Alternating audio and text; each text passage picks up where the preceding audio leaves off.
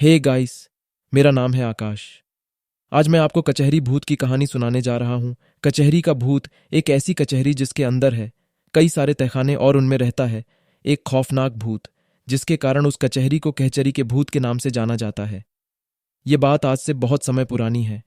ये बात उस समय की है जब मेरे गांव में एक कचहरी कोर्ट हुआ करती थी।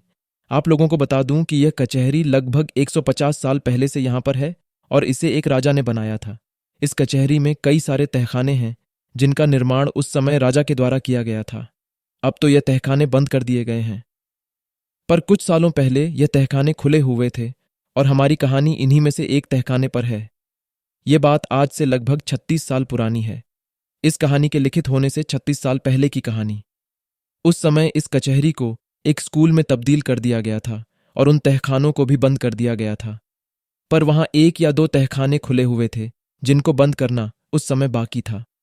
दोस्तों, एक बात मैं आपको बता देना चाहता हूं कि वह कचहरी राजा के समय ही चलती थी और बहुत सालों से बंद पड़ी थी। कहानी में वापस आते हुए उस स्कूल के कुछ बच्चों का कहना था कि इन तहखानों में से बड़ी ही अजीबोगरीब आवाज सुनाई देती थी, मानो जैसे कि कोई जानवर अंदर से चीख रहा हो। ऐसी आवाज बच्चों ने पहले कभी नहीं सुनी थी। बच्चों का तो यहां तक कहना था कि उस आवाज को सुनकर वह इतना डर जाते थे कि वह रात को सही से सो भी नहीं पाते थे। तहखाने की तरफ ही उन बच्चों की पानी पीने की व्यवस्था की गई थी, इसलिए उन्हें उस तरफ जाने से भी डर लगता था। ये वहां के बच्चों ने ही नहीं बल्कि टीचर्स ने भी महसूस किया था कि जरूर कुछ तो राज है इन तहखाने में, और वह आवाज किस चीज की है। कुछ महीनों तक वह स्कूल ऐसे ही चलता रहा, पर एक दिन की बात है जब उसी स्कूल में ही पढ़ने वाली एक बच्ची लापता हो गई। बहुत से लोग उसकी खोज में निकले।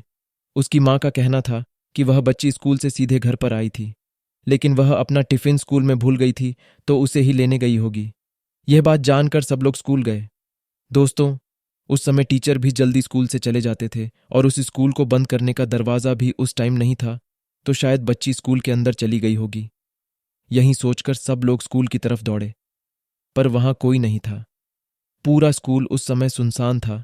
उस जगह केवल एक सीढ़ी पर थोड़ा सा खून और तहखाने की तरफ घसीटने के निशान मिले और कुछ नहीं मिला। लोगों ने तहखाने में जाकर देखा, पर वो तहखाने किसी भूल भुलैया मेजी से कम नहीं थे और वहां उन्हें कुछ नहीं मिला। उस बच्ची का भी कुछ पता नहीं चला। कुछ लोगों का मानना है कि जब बच्ची स्कूल में गई होगी तो ऊपर उसकी कक्षा में जाने वाली सीढ़ियों से उस तहखाने के भूत ने उसे पकड़ लिया होगा और उसे अपने साथ घसीटते हुए तहखाने में ले गया होगा। पर यह तो कोई नहीं जानता कि उस लड़की के साथ क्या हुआ। कुछ दिनों बाद वो स्कूल भी बंद कर दिया गया और उन तहखानों को भी बंद कर दिया गया। ये तो कोई नहीं जानता कि उन तहखानों में क्या था और वो घसीटने के निशान किसके थे और वो भूत कहां से आया था और कहां चला गया। दोस्तों, ये दुनिया कई रहस्यों से भरी हुई है और जब भी कोई रहस्य हल होता है हमारे सामने एक नया रहस्य प्रकट हो जाता है।